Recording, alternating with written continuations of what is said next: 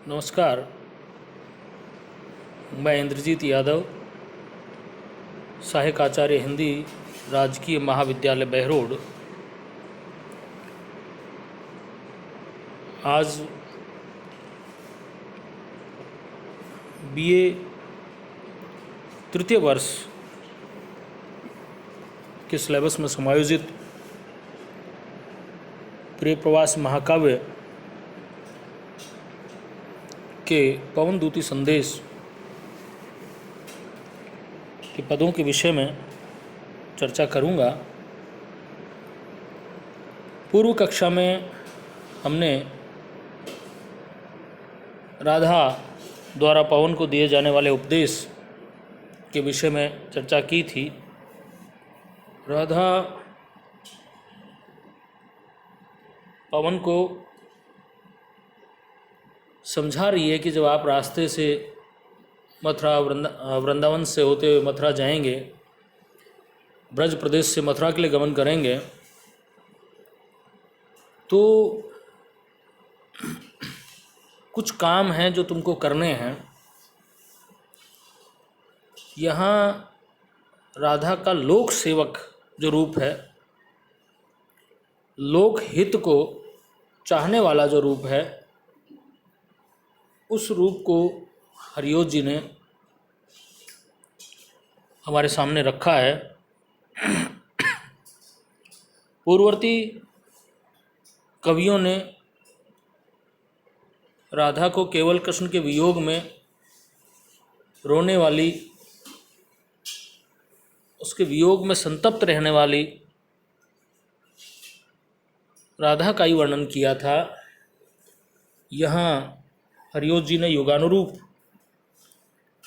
भावभूमि राधा के चरित्र को प्रदान की और उसे एक समाज सेविका या कहीं लोक सेविका के रूप में हमारे सामने प्रिय प्रवास के माध्यम से रखा। पूर्व पद में कल की कक्षा में हमने बात की थी कि राधा समझाती है कि कृष्ण तक मेरा संदेश पहुंचाना है, लेकिन उसके बीच यदि कोई व्यक्ति बाधाओं से घिरा हो, पीड़ाओं से त्रस्त हो, तो पहले तुम्हें उसके निकट जाना है और उसकी जो क्लांतियां हैं, जो पीड़ाएं हैं, जो समस्याएं हैं उसकी, उनका निराकरण करना है।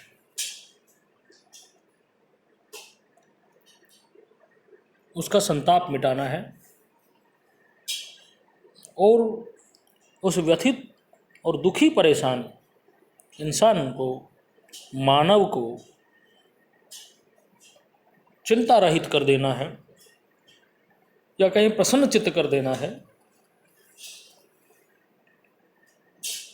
अर्थात राधा पवन को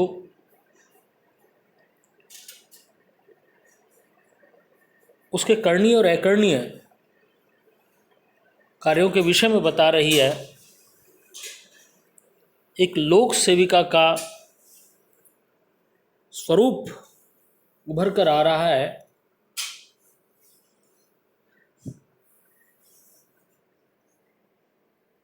आगे आज हम बात करें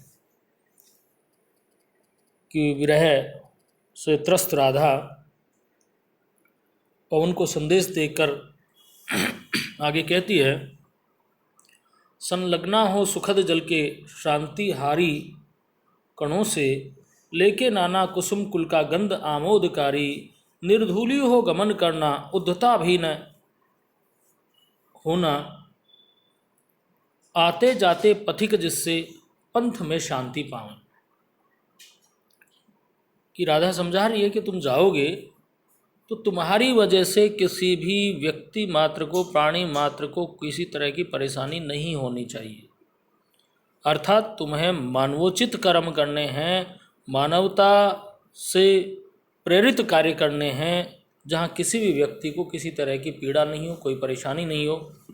संलग्न हो सुखद जल, संलग्न हो सुखद जल के शांतिहारी कणों से, कि तुम जल के जो शीतल सुखकारी कण हैं, जो आनंद प्रदान करने वाले हैं।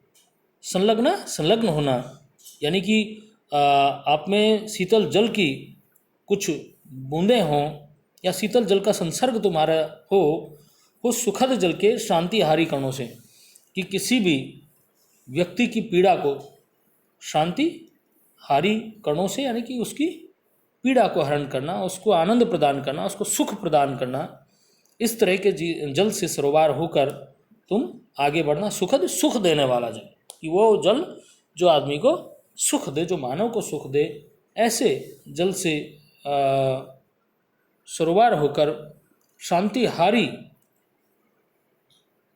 कणों से, शांतिहारी कणों से मतलब थकान को, शांति को, जो उसको थकान है, जो पीड़ा है उसकी, उस पीड़ा को हरण करते हुए आगे बढ़ना। लेके नाना कुसुम कुल का गंध आमोदकारी, और अपने साथ क्या क्या रखना है कि नाना कुसुम कुल, कुल का मतलब समूह, वंश, अनेकों प्रकार के जो कुसुम है, जो पुष्प हैं, उनकी गंध को लेकर, कुल का गंध आमोदकारी, आमोदकारी का मतलब आनंद प्रदान करने वाला व्यक्ति को। तो आमोदकारी जो गंध है उन पुष्पों की, विभिन्न प्रकार के पुष्पों की जो गंध है उसको लेकर तुम आगे बढ़ना, अपने मार्ग में गमन करना, सुगंध को लेकर। निर्धूली हो गमन करना, निर्धूली, धूली से रहित, धूल से रहित, अर्थात मिट्टी नहीं उड़नी चाहिए, गति इतनी ज़्यादा न हो कि मिट्टी उड़े और उससे किसी को परेशानी हो। कहने का मतलब मानवतावादी कार्य आपको करने हैं, मानवता के हित के कार्य आपको करने हैं, कि निर्धूली हो गमन करना, निर्धूली, धूल से रहित होकर गमन करना है तुमको। उद्धता भी न होना, उद्धता मतलब उद्विग्न नहीं होना है, उद्दंड नहीं होना है, किसी को परेशान करने वाली परिस्थिति में नहीं आना आपको।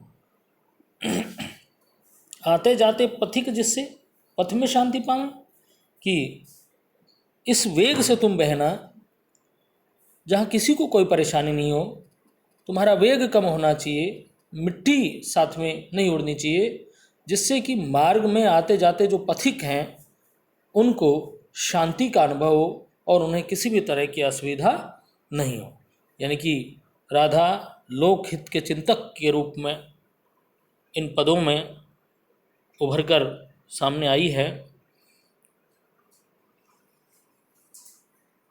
इसके बाद है कि लज्जाशीला पथिक महिला जो कहीं दृष्टि आवे, होने देना विकृत वसना तो न तू सुंदरी को, जो थोड़ी भी श्रमित वह वो गोद ले शांति होना, होठों की ओ कमल मुख की म्लानताएं मिटाना। यानी कि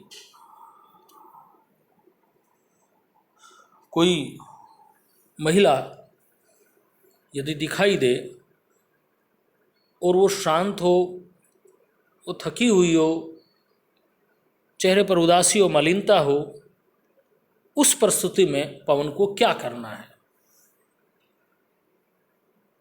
राधा ही समझाती हुई उसको कहती है पवन को कि लज्जाशीला, यानी कि लज्जा के कारण जिस महिला ने अपने वस्त्र ढंग से पहने हुए हों, तो ऐसा नहीं हो, यानी कि शील परक उसका व्यवहार है। शील परक व्यवहार का मतलब जो मानव समाज में हमारी संस्कृति के अकॉर्डिंग उचित माना जाता है, लज्जाशील, यानी कि एक ऐसी महिला जो मानवोचित व्यवहार या हमारी संस्कृति के अनुसार जो कृत्य और अकृत्य कर्मों के भेद को जानने वाली हो और परंपरा का निर्वहन करने वाली हो, ऐसी नारी यदि कोई दिखाई दे, पथिक महिला जो कहीं दृष्टि आवे, यानी कि इस तरह की कोई महिला यदि तेरे को कहीं नज़र आ जाए, दृष्टि में आए, होने देना विकृत वसना तो न तू सुंदरी को, तो उस परिस्थिति में उस